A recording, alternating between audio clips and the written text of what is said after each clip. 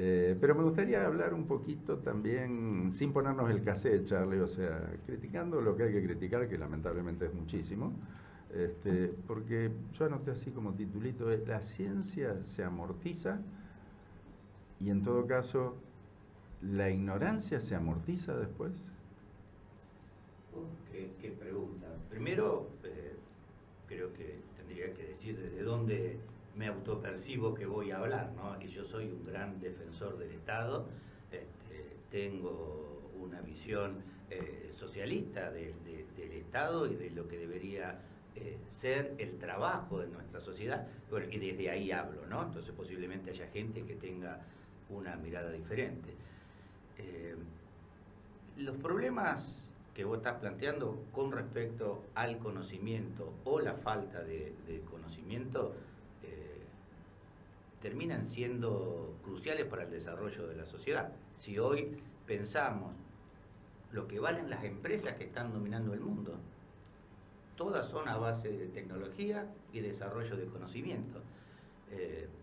Perder esa carrera nos pone como sociedad muy atrás, ¿no?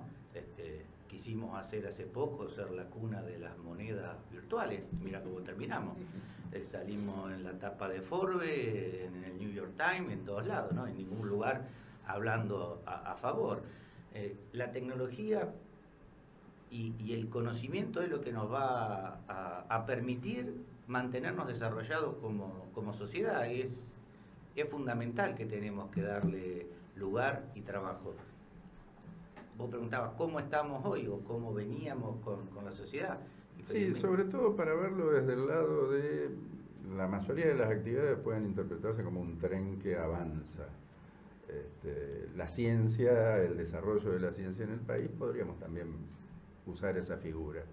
Cuando empezás a desenganchar los vagones, ¿cuánto cuesta después? Porque no es solo el costo que sacás del vagón que desenganchás, sino todo lo que perdés por no tener ese vagón. Sí. ¿Hay alguna forma de tener, no digo cuantificado, pero por lo menos percibido, ya que estamos en autopercibido, qué es lo que nos cuesta eso después? En plata no podría decirlo, no lo sé. Pero ¿Y en tiempo? En tiempo muchísimo. En tiempo es muchísimo. Lo que se pierde es mucho. Formar una persona, un investigador, una investigadora, demora fácil 15 años. Desde que termina el secundario, hace su carrera universitaria, hace su doctorado, su postdoc, y después está en condiciones de poder emprender sus primeras líneas de investigación. Y viene el ejemplo que hiciste vos del tren. En ciencia es fundamental, porque ese tren se va basando en el conocimiento, lo que uno va aprendiendo, cómo lo va aplicando para ir mejorando, y se va construyendo ladrillo arriba de ladrillo. O sea que la idea del tren y de los vagones es un buen ejemplo. Vos desenganchás los vagones y los que perdiste los dejaste atrás.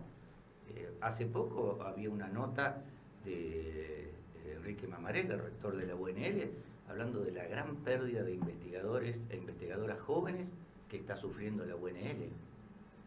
Y bueno, eso después, ¿cómo lo recuperás? O sea, ese hueco que te queda de edades, ¿cómo lo recuperás?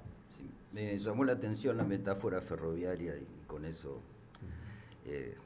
es fácil para la mayoría de la gente que no está en ciencia compararlo con lo que pasó con el sistema ferroviario, por eso lo de vagones. Claro. Una estructura maravillosa que teníamos, o por lo menos muy desarrollada, y que con estas ondas de gobiernos que debían desprenderse de lo que era el Estado, nosotros que los conocimos aún bastante bien a ese sistema, vemos que no queda prácticamente nada. No solo ha desaparecido el funcionamiento, sino que la estructura misma que tenía ese sistema. No solo los vagones, sino que las vías, las estaciones. Eso es entendible para la mayoría de la gente. Con respecto a la ciencia, suena mucho más abstracto y por eso me parece interesante profundizarlo y desarrollarlo más. Sobre todo cuando se desprecia tanto al conocimiento como tal, a las ciencias puras. Solamente se valoran y mínimamente las ciencias aplicadas, la tecnología que derivan en algún tipo de beneficio económico. Y eso va a tardar mucho en recuperarse, si es que alguna vez se empieza a recuperar. Sí, ahí, Eduardo, vos decías de la ciencia y del beneficio económico, lo cual está bien. Yo creo que el Estado tiene que tener una política en cuanto al desarrollo y el uso de los recursos, en dónde lo va a aplicar, y pensarlo tener en parte el desarrollo también. Pero si vos te olvidás del desarrollo del conocimiento, llega un momento que mataste a la gallina de los huevos de oro, te queda lo poquito que desarrollaste y después te quedás sin nada si pensás en apostar solo a la última etapa. Y para lograr un proyecto que se transforme en algo aplicado, se necesitan muchísimos años de trabajo. Hay que entender el conocimiento, cómo funciona cada una de las cositas que uno va a trabajar para poder lograr un producto que sea vendible o que pueda ingresar al mercado. Eso necesita años de desarrollo. Yo daba un ejemplo bueno, acá en lo local tenemos el desarrollo de Raquel Chan, pero tenemos hace poco otro investigador del CONICET, el doctor Rabinov, que acaba de ganar un premio prestigioso internacional, que desarrolló una empresa líder en tratamientos paliativos para el cáncer. Eso le demoró 25 años de estudios. Cuando vos cortás estos procesos, que lo que decíamos, la ciencia no se va a morir, pero líneas de trabajo sí se van a morir. Y si vos todo ese desarrollo lo perdés, lo toma alguien, lo toma un vecino me refiero a un país vecino, generalmente con los cuales estamos compitiendo en algunas cuestiones estratégicas, termina la última parte y la patente sale allá y no sale acá. Sí, calentaste la pava para que los otros se tomen el mate, y en términos de formación de recursos humanos más o menos lo mismo. Sí. Se empiezan a ir los chicos cuando ya están formados acá. Exactamente. Y acá ya la gastamos toda, fue con la nuestra y ahora resulta que se van para otro lado. Sí, sí, sí. Y un sistema científico argentino que si uno lo ve en números de plata, vos decías, ¿cuánto se pierde? ¿Cuánto se pierde? No sé, pero sí sé lo que factura el sistema como tal. La economía del conocimiento en la Argentina está en torno de 9.000 millones de dólares. Y el sistema científico como un tal, creo que el Estado invertía, ¿no? Cerca de 2.000 millones de dólares. O sea, cada dólar se multiplica por 4,5 en cuanto a la producción. Entonces, para la Argentina es un baluarte. O sea, es una inversión que tiene rédito. La discusión no es la ciencia o no la ciencia, la discusión es el Estado o no el Estado, como se está planteando ahora. Y eso es un problema, ¿no? Porque la ciencia es una de las partecitas de todo ese Estado.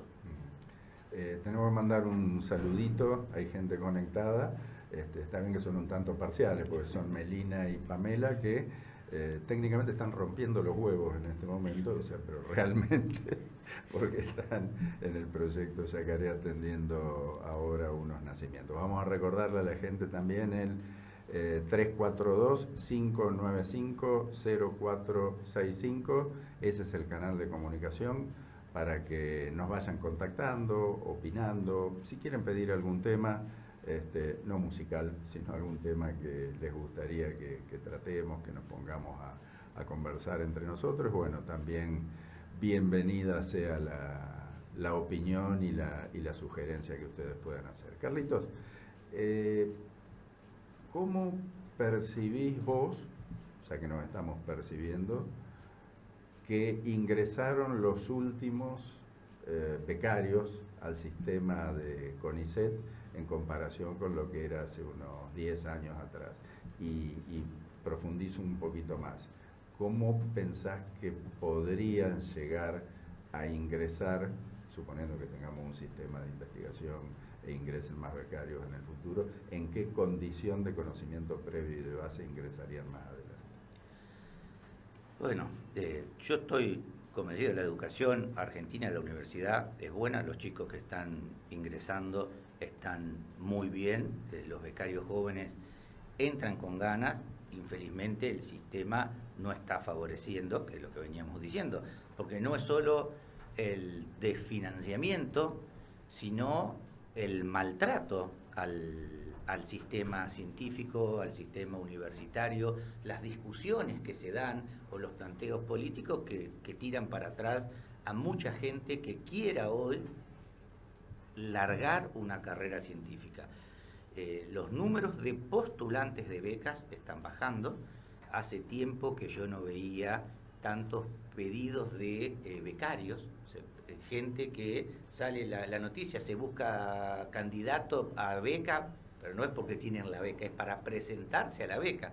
Antes eso estaba, porque los jóvenes, mientras estudiaban, se vinculaban con los institutos de doble dependencia, que son con las universidades, y de esa forma se iban vinculando con grupos de investigación, y llegado el momento, después seguían en esa línea de trabajo y se presentaban a lo mejor a una beca doctoral o hacían una estancia en el exterior y demás. Hoy eso está cortado, insisto, no en parte porque no haya alumnos en la universidad, sino porque el discurso oficial atenta contra la ciencia.